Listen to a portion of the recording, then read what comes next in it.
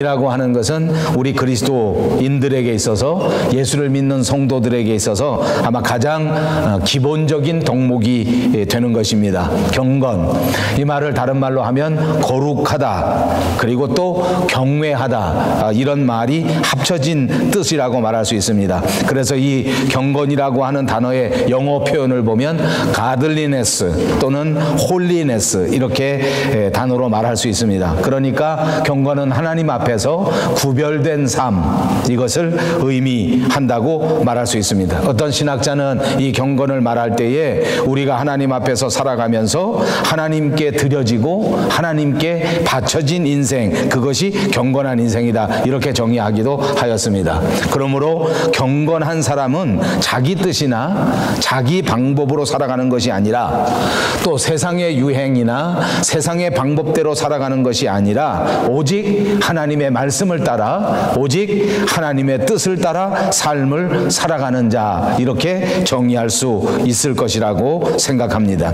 모든 그리스도인은 마땅히 경건한 삶을 살아야 될 줄로 믿습니다. 그런데 안타깝게도 경건의 모양은 있는데 경건의 능력이 나타나지 못하는 때가 많이 있는 것이 우리의 인생입니다. 옆에 있는 분들과 인사합니다. 경건하시기를 바랍니다.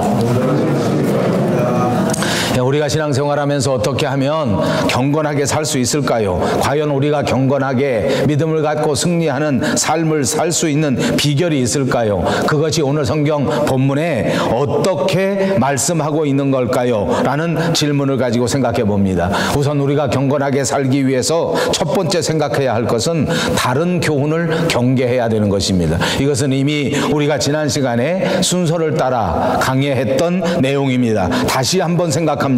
다른 교훈을 경계하는 것, 그것이 경건한 삶이라고 말입니다. 이 말을 다른 말로 하면 경건의 삶이 말씀에 기초한 삶이기 때문입니다. 하나님의 말씀을 따르고 하나님의 말씀을 듣고 하나님의 말씀을 믿는 것이 경건한 삶이기 때문에 하나님의 말씀이 아닌 것을 따라가고 하나님의 말씀이 아닌 것에 관심을 둔다고 하면 그것은 경건한 삶이 아닙니다. 아무리 우리가 교회를 다니고 아무리 결심을 하고 아무리 경건한 삶, 그리스도인다운 삶을 살려고 땀 흘려 노력한다고 할지라도 만약 우리가 참된 하나님의 말씀을 따르지 않고 다른 교훈을 따른다고 하면 그건 아무 소용이 없는 일이라 그 말입니다.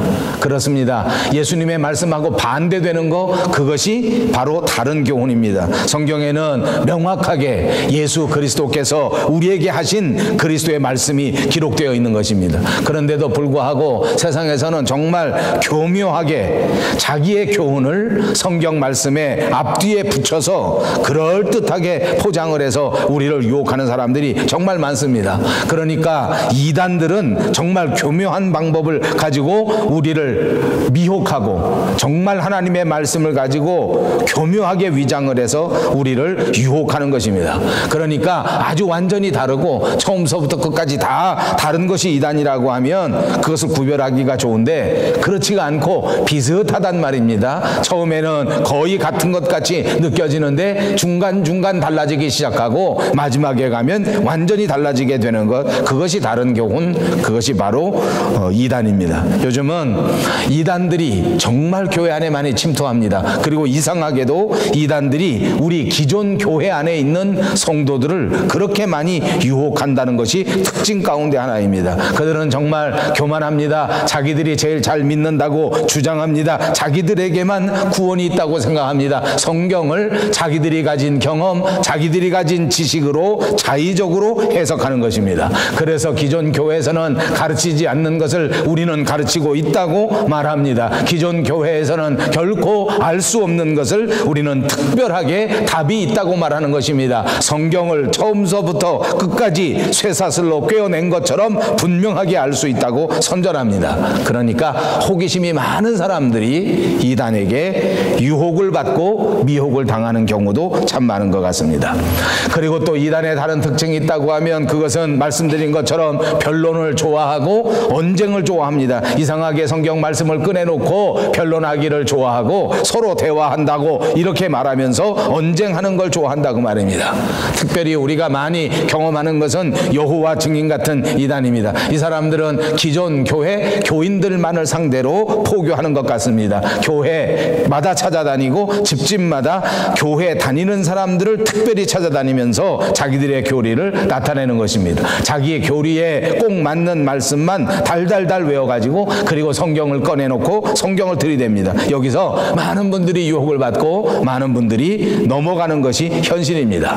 그러므로 우리에게 지혜가 어떤 것입니까? 이 이단들과는 변론하거나 언쟁을 벌일 필요가 없다는 것입니다. 아예 멀리 하는 것이 좋습니다. 이들은 기존 교회 단점을 부각합니다. 기존 교회가 잘못하는 것만 가지고 논쟁을 벌이는 것입니다. 결국은 교회를 떠나게 만들고 결국은 진리를 잃어버리게 만드는 자들이 바로 이단들입니다. 그리고 또 이단에게는 대부분 교주가 있습니다.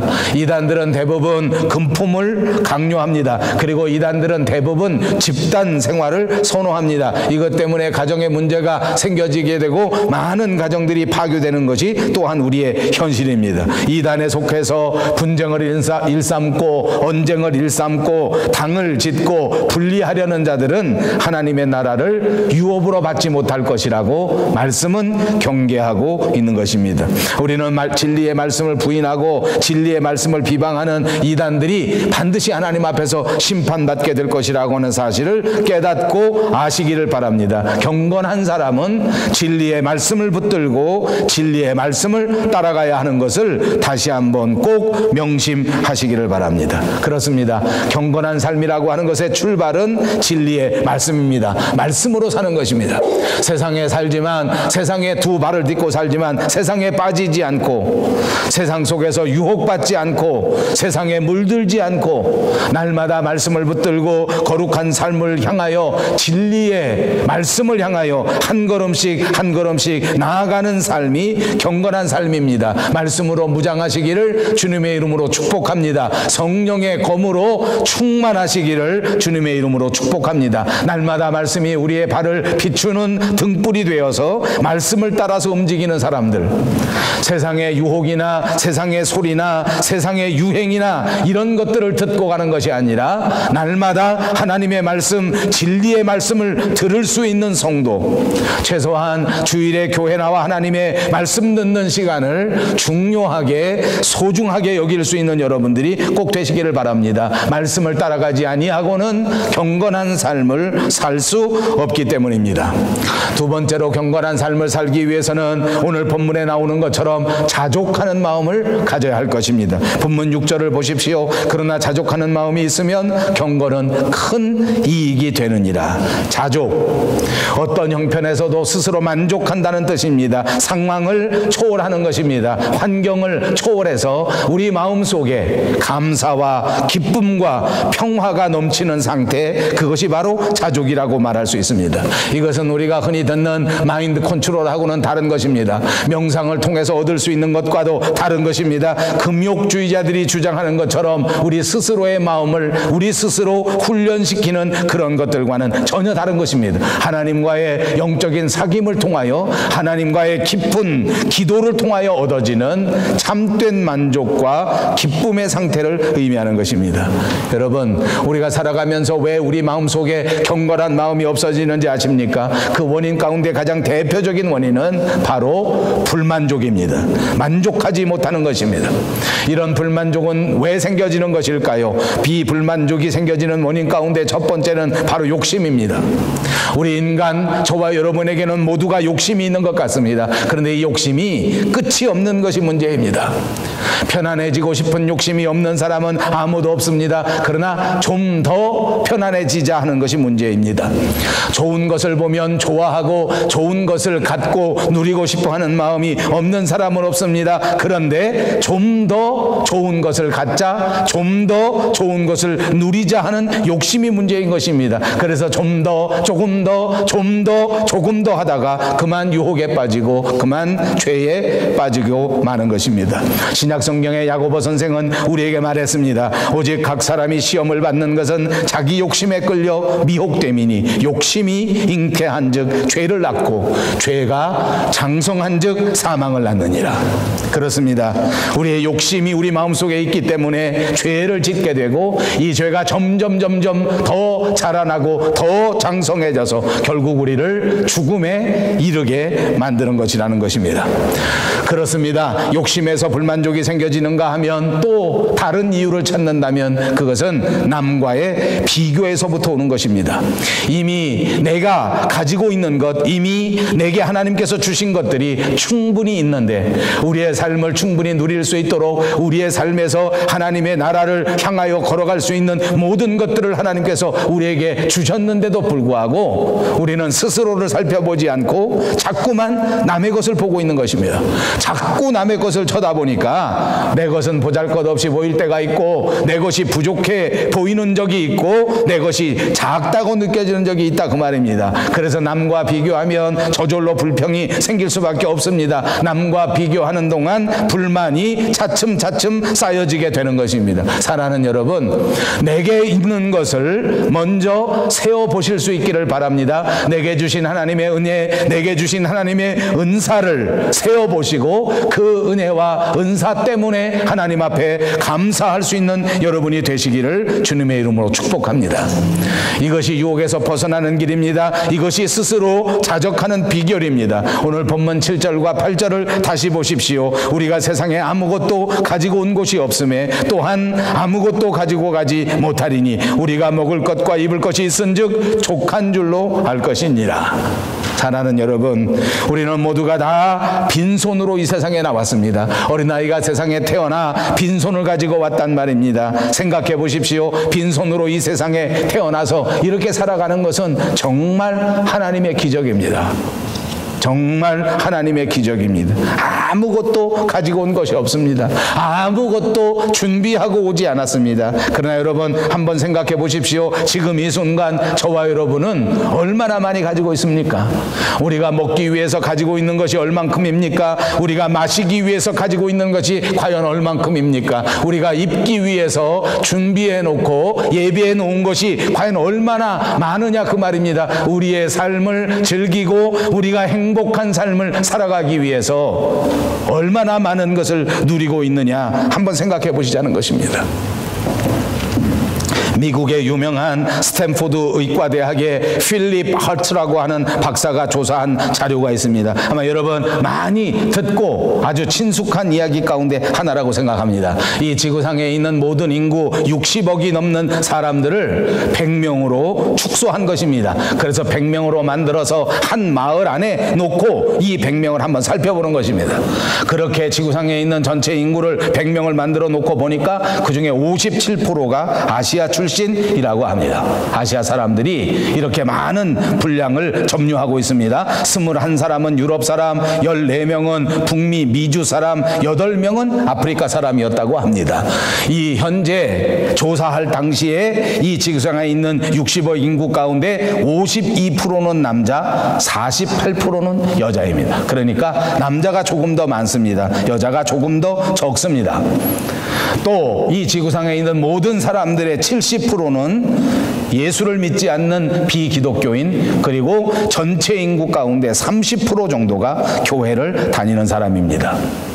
그 중에 20% 정도는 집과 같은 비슷한 형편에서 살아갑니다. 다시 말하면 방이 있고 침실이 있고 침대가 있고 이렇게 사람이 누워서 잠을 잘 만한 그런 장소에서 살고 있고, 80%에 해당하는 사람은 적정 수준이라고 볼 수 없는 주거 환경 속에서 살고 있다고 분석되었습니다. 100명 중에 70명은 글을 알지 못합니다. 100명 중에 30명만이 글을 읽을 수 있는 사람이라고 합니다. 그리고 100명 중에 절반 50명은 영양 부족입니다. 과연 얼마나 비만에 빠져 있는지는 알 수 없으나 절반이 넘는 사람들이 아직도 먹을 것이 부족한 영양 부족을 겪고 있습니다. 그리고 100명 가운데 1명은 심각한 병을 앓고 있거나 이제 곧 죽음을 앞둔 죽기 직전의 상태였다고 합니다. 100명 중에 1명. 혹시 여러분들 주변에 아주 중한 병을 앓고 있거나 또는 이제 시한부 인생을 사는 사람이 있습니까? 그런 사람은 100명 중에 1명. 놀라운 통계 아닙니까? 그런데 이거보다 진짜 제가 이걸 준비하다가 놀란 통계가 있습니다. 뭔지 압니까? 다른 100명 중에 1명 있는 통계가 있는데 100명 중에 1명만이 대학 교육을 받은 사람들이라고 합니다. 혹시 여러분들 가운데 대학 교육을 받지 않는 사람이 있을 수 있겠습니다만은, 그러나 만약 대학 교육을 받았다면 전 인류 가운데 100분의 1에 해당되는 것이다, 그 말입니다. 여러분, 위의 조사를 통해서 볼 때 우리가 얼른 생각할 때에도 집이 있고 먹을 것이 있고 글을 읽을 수 있고 이렇게 됐다고 하면 벌써 특별히 선택된 사람입니다. 게다가 여러분, 전쟁, 감옥, 배고픔 이런 데에 시달리지 않는다고 하면 정확하게 세계 상류 500만 안에 들어간다고 합니다. 여러분, 밤새 편안하셨습니까? 지진, 광풍, 태풍 이것 때문에 아마 매년 우리가 어제 그제와 같은 비슷한 상황만 된다고 해도 불안해서 살 수가 없을 것 같아요. 코키틀람은 여러분 이런 것이 별로 없었던 모양입니다. 제가 다니는 학교 맥리 트리니티 웨스턴은 웬만한 나무 다 넘어졌습니다. 페이스북에 보니까 그곳에 있는 헤브론 교회라는 한인 교회는 나무가 다 넘어갔어요. 그래서 막 중장비 차를 갖다가 목사님들 6명, 7명이 달라붙어서 청소를 막 하는 거 페이스북에 영상으로 다 올라왔더라고요. 제가 보고도 깜짝 놀랐어요. 저 와이트락 이런 데에서도 정전 다 돼버렸습니다. 근데 이 밴쿠버나 코키틀람은 조용했다는 거예요. 왜 조용했는지는 내가 모르겠습니다. 여러분, 매년 이런 태풍에 시달리고 매년 이런 재난에 시달리고 이렇게 살아간다면 어떻겠습니까? 이런 것에 별로 시달리지 않고 살아간다면 60억 인구 가운데 100만에 해당되는 것이죠. 몇 프로인지 모르겠습니다. 진짜 행운아입니다. 이것뿐만인지 압니까? 세상에 살아가면서 체포당할 염려, 고문당할 염려, 붙들려가서 이런저런 아주 힘든 일을 당할 염려, 이런 모든 공포가 없이 일상생활을 살 수 있다고 하면 그것도 몇 프로밖에 안 된다는 것입니다. 냉장고에 먹을 것이 있고 계절을 따라 몸에 걸칠 옷이 있고 잠들 수 있는 장소가 있다고 하면 이 세상에 25%라, 25%. 내가 보니까 우리 교회에 있는 사람들은 다 25% 안에 들어 있습니다. 그것뿐만이 아닙니다. 혹시 여러분들 중에 지갑에 돈이 있어서 오래간만에 만난 사람 기분 좋게 밥 한 끼 사줄 수 있으면 몇 프로인지 압니까? 8%. 와, 나는 두 사람도 사줄 수 있어. 8%. 여러분, 악한 마귀 사탄의 세력이, 세상의 세력이 우리를 공격할 때 제일 먼저 건드리는 것, 제일 먼저 뺏어가는 보물, 그것이 바로 스스로 감사하는 것, 스스로 만족하는 자족의 마음인 것입니다. 마귀가 들어오면 자족하는 마음이 없어지는 것입니다. 마귀가 들어오면 불만하는 마음이 생겨지는 것입니다. 자족하는 마음, 감사하는 마음을 뺏어가 버리고 그 자리에다가 불만족을 심어놓는 것입니다. 사랑하는 여러분, 악한 마귀 사탄에게 넘어가지 마시고 내가 가지고 있는 것, 내게 주신 하나님의 은사 때문에 크게 감사하시고 크게 자부심을 가지고 살아가시는 여러분들이 되시기를 주님의 이름으로 축복합니다. 그렇습니다. 우리는 자기 자신이 가지고 있는 것은 작게 보고 남이 가지고 있는 것은 크게 보는 마음이 누구에게나 있는 것 같습니다. 내가 누리고 있는 것은 소홀하게 생각하고 남이 누리고 있는 것은 아주 멋있게 보이는 것이 우리 마음속에 있는 것 같습니다. 그래서 우리 속담에 남의 밥그릇이 내 밥그릇보다 더 크게 보인다, 이런 말이 있습니다. 이런 속담이 생기게 된 이유가 무엇입니까? 사실은 내 밥그릇과 다른 사람의 밥그릇이 똑같은데 우리의 욕심 때문에 다른 사람의 밥그릇이 더 크게 보인다, 그렇게 말하는 거 아니겠습니까? 이건 정말 심각한 문제입니다. 이런 마음을 가졌기 때문에 저와 여러분의 인생은 진짜 심각한 문제인 것입니다. 왜 남의 밥그릇이 더 크게 보이는 걸까요? 왜 남의 것을 더 귀하게 생각하는 것일까요? 이런 마음이 있는 한 내 인생에서 문제는 해결되지 않습니다. 그러니까 여러분 깊이 묵상하십시오. 그러니까 여러분 깊이 마음에 명심하십시오. 여러분이 가지고 있는 것이 어떤 것인가, 내가 누리고 있는 것이 무엇인가, 하나님께서 우리에게 주신 하나님의 선물을 발견할 수 있을 때에, 하나님께서 우리에게 주신 그 고귀한 선물을 누릴 수 있을 때 우리 마음속에 자족하는 마음이 생겨지게 될 것이요, 우리 마음속에 감사하는 마음이 생겨지게 될 줄로 믿습니다. 저는 이 설교를 준비하면서 또다시 생각해 봅니다. 우리 밴쿠버 영성교회 성도님들은 정말 무엇을 가졌을까? 어떤 것 때문에 하나님 앞에 감사할 수 있을까? 어떤 것 때문에 하나님 앞에 정말 행복한 삶을 살아갈 수 있으며 어떤 것 때문에 하나님 앞에 자부심을 갖고 자랑스러운 삶을 살아갈 수 있을까? 그러다가 제가 답을 얻었습니다. 여러분 모두가 정말 귀한 것을 가졌습니다. 여러분 모두가 하나님께서 주신 아름다운 선물 얼마나 자랑스러운지 얼마나 감사한지 입으로 다 할 수 없는 엄청난 선물을 받았습니다. 그것이 뭔지 아십니까? 진짜 귀한 것입니다. 정말 자랑스러운 것입니다. 뭔지 한번 대답해 보십시오. 어떤 분은 아마도 그렇게 말할지 모릅니다. 내 몸매. 어떤 분은 그렇게 말할지 모릅니다. 내 재산. 어떤 분은 그렇게 말할지 모릅니다. 내 지혜.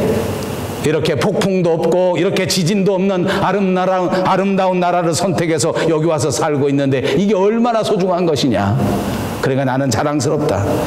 예, 모두가 다 자랑스러운 일입니다. 여러분의 몸매를 보아도 자랑스럽습니다. 여러분의 몸매를 들여다 보십시오. 진짜 자랑스럽지 않습니까? 저는 제 몸매를 볼 때마다 자랑스럽습니다. 오늘 아침에 나올 때 주유소에서 기름 넣고 오다가 더 자랑스러운 걸 느꼈습니다. 왜냐하면 주유소에서 기름 넣는 사람들 가운데 나처럼 날씬한 사람은 하나도 없었습니다. 그래, 너무 노골적으로 비웃지 마십시오. 이만하면 괜찮습니다. 아버지, 진짜 귀하고 진짜 자랑스러운 게 뭔지 압니까? 그 하나님께서 저와 여러분에게 주신 믿음입니다. 우리의 모든 죄를 용서해 주셨습니다. 우리를 기다려 주시는 하나님이 있다는 약속의 말씀입니다. 우리를 위하여 하나님의 나라를 예비해 두시고 장차 우리를 만나시기 위한 그 영원한 나라에서 우리를 기다려 주시는 예수님이 있다고 하는 사실입니다. 여러분 이 믿음 있습니까? 아멘. 여러분 이 믿음 가졌습니까? 아멘. 우리는 이 믿음 때문에 이 세상에서 자랑스럽게 살아갈 수 있는 것입니다. 왜냐하면 주님이 우리를 기다리시기 때문입니다. 언제 갈지는 알 수 없습니다. 주님을 언제 만날지는 알 수 없습니다. 떠날 때에는 아쉽고 섭섭할지 모릅니다. 그렇습니다. 우리가 인간이기에 죽는다면 아마도 슬플 것입니다. 아마도 힘들 것입니다. 그럼에도 불구하고 죽음 너머에 하나님이 약속하신 그 아름다운 나라, 그 나라에 살아갈 수 있는 그 위대한 믿음을 하나님이 저와 여러분에게 주신 것입니다. 하나님의 소중한 아들입니다. 예수님께서 피 흘려 값주시고 사실 만한 위대한 딸이요 위대한 아들이 저와 여러분인 것을 믿으시기를 바랍니다. 비록 이 땅 위에 살고 있지만 여러분의 시민권은 하늘나라의 천국에 소속된 천국의 시민권입니다.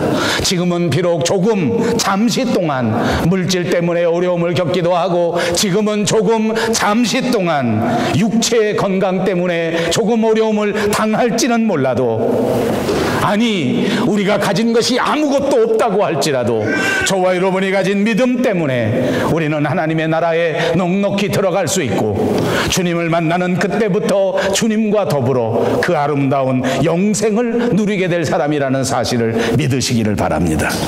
이것이 우리를 감사하게 만들고 이것이 우리를 자족하게 만들 수 있는 것입니다. 이 믿음만 붙들고 있다면 이 믿음만 있다면 어느 복음성가의 노래 가사처럼 사람을 보고 세상을 보면 만족함이 없습니다. 나를 창조하시고 나를 구속하신 우리를 위하여 십자가 달려주신 그 구원의 주님을 바라볼 때 십자가에서 주시는 진짜 만족이 저와 여러분에게 넘쳐나게 될 줄로 믿습니다. 그러므로 십자가를 바라보셔야 합니다. 눈을 드십시오. 하나님의 말씀을 바라보셔야 합니다. 귀를 여십시오. 하나님의 말씀 속에서 살아가는 여러분들이 꼭 되시기를 바랍니다. 하나님과 바른 관계 속에서만 진짜 평화를 누릴 수 있고 하나님과의 바른 관계 속에서만 진짜 경건한 삶을 살아갈 수 있는 것입니다. 세 번째로 경건한 삶을 살기 위해서 해야 할 일이 있습니다. 오늘 본문 9절과 10절에 말씀한 것처럼 재물을 바르게 관리해야 되는 것입니다. 경건한 삶을 살기 위해서 우리의 마음 속에는 자족하는 마음, 감사하는 마음을 가지는 것이 필요한데, 이것은 내적인 것이고, 이것이 외적으로 표현되는 것은 바로 재물을 바르게 관리하는 태도인 것입니다. 우리가 세상 살면서 아마 가장 중요한 것이 있다면 그것이 재물일 것입니다. 그러므로 이 재물은 그리스도 안에서 나쁜 것도 아니고 이 재물은 좋은 것도 아닙니다. 재물은 바르게 쓰면 바른 것이 되고, 바르지 못하게 쓰면 나쁜 것이 될 수밖에 없는 것입니다. 성경 말씀을 보십시오. 우리에게 분명하게 경고해 주지 않습니까? 돈을 사랑함이 일만악의 뿌리가 된다. 오늘 본문 10절에 이것을 탐내는 자들은 미혹을 받아 믿음에서 떠나 많은 근심으로서 자기를 찌르게 된다고 경고해 주고 있지 않습니까? 여러분, 돈과 물질은 우리가 살아가는데 정말 필요하고 정말 중요한 것 가운데 하나입니다. 돈이 넉넉하게 되면 살아가는데 편리하지 않습니까? 돈이 넉넉하게 되면 쉽게 좋은 일도 감당할 수 있게 됩니다. 그러나 여러분, 성도가 돈을 너무 사랑하면 믿음 생활에는 방해가 된다는 것입니다. 말씀드린 것처럼 믿음은 하나님이 우리에게 주신 가장 귀한 선물인데, 이 믿음을 방해하는 것이 바로 돈이란 말입니다. 여러분, 명심하십시오. 돈은 하나님께서 우리에게 주실 때에 사랑하라고 주신 것이 아닙니다. 돈을 사랑하면 일만 악에 빠지게 된다고 경고했습니다. 돈을 사랑하면 세상의 유혹을 받게 되고, 돈을 사랑하면 결국 믿음에서 떠나게 되고, 돈을 사랑하면 결국 그 돈이 우리 인생의 독화살이 되고 마는 것입니다. 본문 9절 말씀을 다시 한번 되새겨 보십시오. 부하려 하는 자들은 시험과 올무와 여러 가지 어리석고 해로운 욕심에 떨어지나니 곧 사람으로 파멸과 멸망에 빠지게 하는 것이라. 돈을 사랑하면 올무에 빠지게 되고, 돈을 사랑하면 어리석고 해로운 욕심 속에 떨어지고 만다는 것입니다. 결국 인생이 떨어져 버립니다. 결국 인생이 파멸당하게 된다는 것입니다. 성경에 나오는 게하시라고 하는 사람은 엘리사의 위대한 사랑받는 종이었습니다. 물질을 탐내다가 결국 나병에 걸리지 않았습니까? 신약 성경에 나오는 아나니아와 삽비라 부부는 밭을 팔아서 하나님 앞에 바칠 만큼 큰 믿음을 가졌습니다. 그러나 그들도 물질에 눈이 어두워져서 결국은 성령을 속였다가 그만 죽고 말았습니다. 재물은 이렇게 잘못되면 사람의 인생에 재앙을 가져다 주는 것입니다. 그래서 오늘 본문 사도 바울은 17절에서 19절에서 우리에게 이렇게 권면하고 있습니다. 내가 이 세대에서 부한 자들을 명하여 마음을 높이지 말고 정함이 없는 재물에 소망을 두지 말고 오직 우리에게 모든 것을 후히 주사 누리게 하시는 하나님께 두며 선을 행하고 선한 사업을 많이 하고 나누어지기를 좋아하며 너그러운 자가 되게 하라. 이것이 장래에 자기를 위하여 좋은 터를 쌓아 참된 생명을 취하는 것입니다. 그렇습니다. 저와 여러분의 삶 속에 물질과 재물은 반드시 필요합니다. 중요한 것은 어떻게 관리하느냐 하는 문제입니다. 어떻게 다스리느냐 하는 문제입니다.